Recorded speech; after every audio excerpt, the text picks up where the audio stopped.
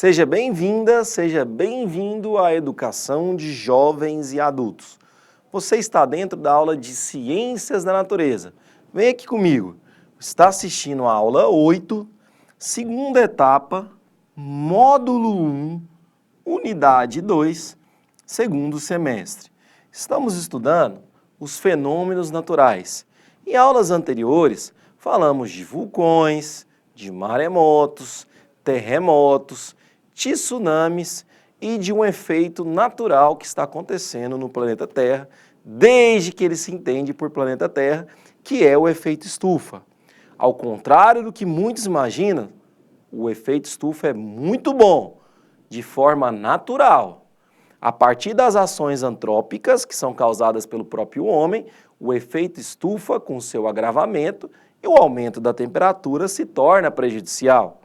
Dessa maneira, como vocês viram na aula anterior, eu tenho aqui a imagem do efeito estufa acontecendo com o buraco na camada de ozônio. Então, nós vimos na aula anterior que, apesar da sua relevância, a camada de ozônio começou a sofrer efeitos da poluição crescente, guardem no seu coração, provocada pela industrialização mundial. Fato esse que pode ser correlacionado, inclusive, com a história, com as aulas de história. Quando a gente viu na aula passada, a radiação do Sol, naturalmente, ela tende a quebrar as moléculas. Porém, com o uso de poluentes que vêm de sprays, ar-condicionados, geladeiras, que contém esse gás, eu tenho uma quebra maior da molécula de ozônio, que era O3, e passa a ser O2 mais O. Isso aqui você também vai ver na química. Essa molécula, uma vez quebrada, perde a sua função. Por mais que o oxigênio seja importante para os seres vivos, ele é importante para os seres vivos na respiração, na troposfera. O oxigênio como O2 na estratosfera não tem função. Somente como O3, professor? Justamente. E como O3, ele forma o ozônio. Dessa maneira, vimos também que o buraco na camada de ozônio está se deslocando, porque, além de aumentar, o planeta Terra tem um efeito aí de rotação, translação, então ele sai bastante dinâmica. Então ele não fica mais localizado só sobre a Antártida, ele tem também em outras partes do mundo. Eu dei a sugestão na aula anterior para vocês assistirem esse vídeo do buraco na camada de ozônio, que está maior do que o normal.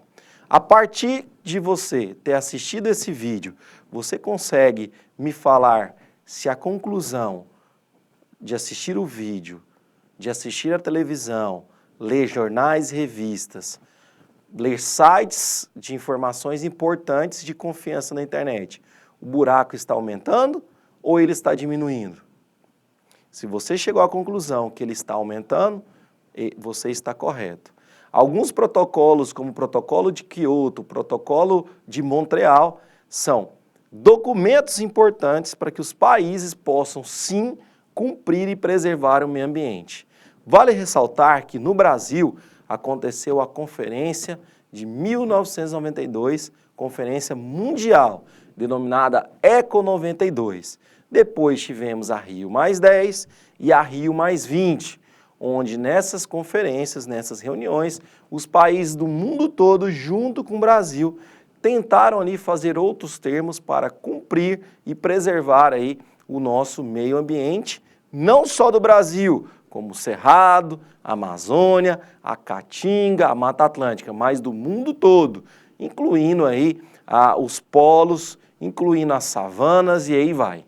Dessa maneira, nós temos que, vem aqui comigo, o efeito estufa é um fenômeno natural, como está mostrando aqui do nosso lado esquerdo. Ele vai possibilitar a vida humana. Sem ele era impossível de ter vida no planeta Terra. Parte da energia solar que chega ao planeta é refletida diretamente de volta ao espaço. Ao atingir o topo da atmosfera terrestre, e parte dela vai ser absorvida pelos oceanos e pela superfície da própria Terra, promovendo o seu aquecimento. Fato esse, guardem no seu coração, que é muito bom e muito importante. Do outro lado, nós temos que uma parcela desse calor é irradiada de volta ao espaço, mas ela é bloqueada pela presença de gases de efeito estufa, que apesar de deixarem passar a energia vinda do Sol, retém a radiação desse próprio Sol. Importante também você anotar essa informação. Vamos lembrar aqui e fazer uma comparação com uma estufa de planta. Ao você ver uma planta dentro de uma estufa, ela está num local fechado, onde muitas vezes o material vai fazer ali como se fosse uma casa. Só que normalmente esse material é transparente, pode ser até translúcido. Dessa maneira, os raios solares conseguem passar, atingir a superfície das plantas que ali estão na estufa e voltar. Quando eles voltam, eles são retidos, aumentando ali internamente a temperatura, corroborando para a evolução e desenvolvimento das plantas que ali estão presentes. Então, muitas plantas estão criadas dentro de estufa, principalmente aí plantas em regiões de extremo frio. Então, dessa maneira, eu preciso de uma estufa, que tem aí a função principal de aquecer a temperatura daquele ambiente. O que é bom, não é prejudicial isso. Continuando aqui no nosso slide, nós temos que, de fato, a presença desses gases na atmosfera torna a Terra mais habitável, pois, caso existirem naturalmente, a temperatura média do planeta seria o quê? Muito baixa. Ao contrário do que muito imagina, que ela seria muito quente, não, ela seria muito baixa, da ordem de 18 graus negativos. A troca de energia entre a superfície e a atmosfera mantém atuais condições de temperatura que, em média global, é próxima à superfície de 14 graus. De fato, vou colocar de cor diferente. De fato, a presença desses gases na atmosfera torna a Terra habitável. Caso não existissem, naturalmente a temperatura média do planeta seria muito baixa, em torno de 18 graus negativos. Não é positivos não, tá, galera? A troca de energia entre a superfície e a atmosfera mantém atuais condições que proporcionam a média global próxima a 14 graus. Então vamos aqui rever para que você possa entender. Ao contrário de que muitos pensam, se eu não tivesse a camada de ozônio e o efeito estufa, a Terra não seria muito quente, como acontece, por exemplo, em Vênus, que é muito quente, em Mercúrio, que é muito quente. A Terra seria muito fria, em média aí, de 18 graus negativos. Se a gente está falando de 18 graus negativos, nós teríamos a água no estado sólido. A água no estado sólido não permite que a vida exista, ela tem que estar no estado líquido. Então, quando a gente, por exemplo, manda sondas espaciais para Marte e já foi localizado água em Marte, existiu aí a preocupação. Qual que é o estado da matéria que está essa água? Foi visto até a presente data que nós temos água no estado sólido. Mas será que seria possível existir vida, então, em Marte? Essa é uma dúvida que, ao longo aí dos eventos que irão acontecer e do avanço da ciência, a gente vai tirar. É algo que é bem curioso e deve chamar também sua atenção. Será que um dia seria possível habitar Marte? A gente teria que começar a habitar a Lua, né? Que inclusive está mais próximo aqui da gente, que é nosso satélite. Mas isso são assuntos para nossas outras aulas. Vem aqui comigo. O balanço de alterado de várias formas. Como seriam essas várias formas? Vem aqui. Pela mudança da quantidade de energia que chega à superfície da Terra. Uma vez que a gente está falando do planeta Terra. Pela mudança na sua órbita da Terra ou também do seu próprio Sol. Pela mudança da quantidade de energia que chega à superfície terrestre e volta para o espaço devido à presença de nuvens ou também de partículas da atmosfera. No caso aqui, a presença de aerosóis que também resultam em queimadas, por exemplo. Galera, chama a atenção de vocês para essas duas informações aqui, ó. Esta e esta. Por que até a órbita da Terra influencia? Porque nós estamos no sistema solar, na considerada zona habitável. Nós temos planetas telúricos e planetas jovianos. Vamos pensar aqui comigo. O que seria um planeta telúrico? Planeta telúrico é o que tem sua forma sólida, basicamente é isso. Então nós temos Mercúrio, Vênus, Terra e Marte, nesse mesmo alinhamento. Os outros planetas são gasosos, como por exemplo Júpiter e Saturno. Então os planetas habitáveis poderiam ser os planetas telúricos, mas pela sua órbita de gravitação, pelo seu movimento de translação e rotação, a Terra está numa zona habitável do sistema solar. Professor, mas será que seria possível existir vida em outros planetas? Porque eu estou vendo lá uma série da Netflix chamada Os Três Corpos, e aí mostra que em outros sistemas, em outras galáxias pode existir.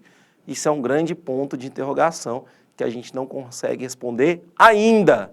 Existem hipóteses, existem teorias. Mas, voltando para a nossa aula de novo, a Terra, o nosso planeta, no nosso sistema solar, que só tem um Sol e não são três, igual você está vendo lá na série da Netflix, ou já passou para vocês, Os Três Corpos, nós não temos três sóis, nós temos somente um Sol. E graças à nossa zona habitável, temos a possibilidade de ter vida no nosso planeta. Perfeito? Perfeito. Avançando nos estudos, a concentração de gases também é muito importante para nós, que elas ocorrem em função de aumento sustentável ou também insustentável de ações antrópicas. Professor, eu não entendi. Suponhamos então que você tem um aumento de gás oxigênio, porque você fez um reflorestamento aí de plantas nativas na sua região. Você está colaborando para o desenvolvimento sustentável. Professor, agora eu fiz a retirada de algumas árvores da minha região e não fiz essa reposição. Isso aí não é desenvolvimento sustentável. Você está colaborando para o desequilíbrio ambiental. Você vai gerar um impacto negativo nesse ambiente. Perfeito? Uma perturbação ambiental. Vem comigo então. Gases como, por exemplo, o metano, podem prejudicar ou agravar aí o buraco na camada de ozônio. Você consegue pensar comigo alguns hábitos que você pode adotar no seu dia a dia para gerar mudanças? Como, por exemplo, vamos citar aqui para vocês, evitar comprar produtos com muitas embalagens. Sempre recicle se for possível. Faça a decomposição do lixo. Contribua para diminuir o efeito estufa. Transporte público. Ao queimar combustíveis fósseis por meio de transportes, como por exemplo carros, o efeito estufa nas cidades vai aumentar. Assim, o transporte coletivo contribui para amenizar a emissão desses gases.